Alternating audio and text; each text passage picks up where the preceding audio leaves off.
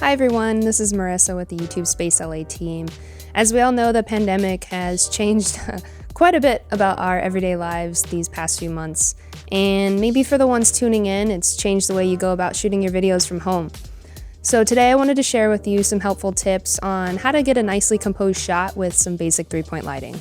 Let's dive right in. So first I want to break down what's happening in this photo.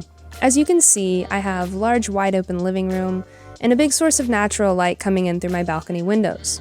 Now in some cases, natural light can work against you when using LED or hot lights, color temperature being one factor, but you'll see in a sec why it helps my situation. Also take note of my couch placement. It's away from the wall, which creates a sense of depth for your shot and will help to avoid shadows you may get from your key light. Alright, so back to it. What is 3-point lighting? It's exactly what it sounds like. It's lighting a subject from 3 points. You have your key light, which is your main source, illuminating your subject, your fill light to adjust contrast across your subject, and your backlight or your hair light to separate your subject from the background and give them a little more pop. In this case, I'm treating the key and the fill the same, so I have one big soft source, which will help the light wrap around me a little bit more softly.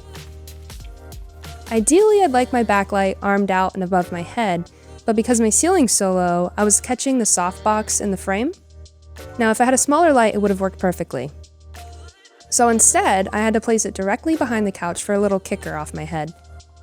And finally, as I mentioned before, I left my windows open so I can illuminate that back wall. I'm not getting any weird color shifts that would complicate my white balance because the color temperature is already so similar. About 5,000 Kelvin for my lights and 5,600 Kelvin for the natural light that's coming into the room. And this is what we get. I have soft, even lighting on the subject, and the background wall is getting a nice gradient from the window, but not overpowering the brightness of the subject in the foreground. Some things to keep in mind.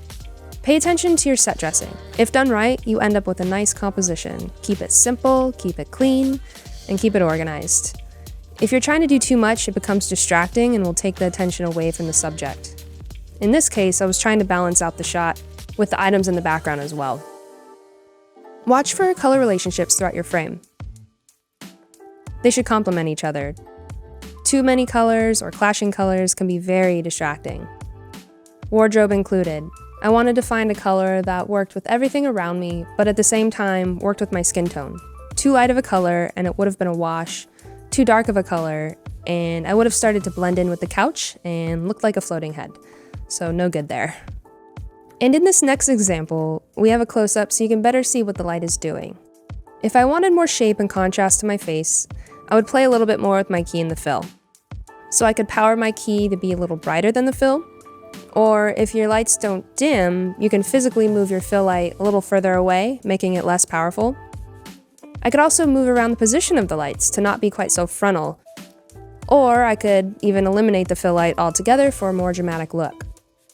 Which is what I'm actually doing in this shot here. So I've eliminated the fill light and I'm only using my key light and my backlight. And you'll notice that I have a little bit more contrast on this side of my face. And really that's just up to your taste. So 3-point lighting is just a starting point. My advice to you is to experiment. Record some lighting tests, keep track of that placement of the light, and you'll learn a lot along the way. So if you want to learn more about how to look great from home, check out these videos and don't forget to subscribe.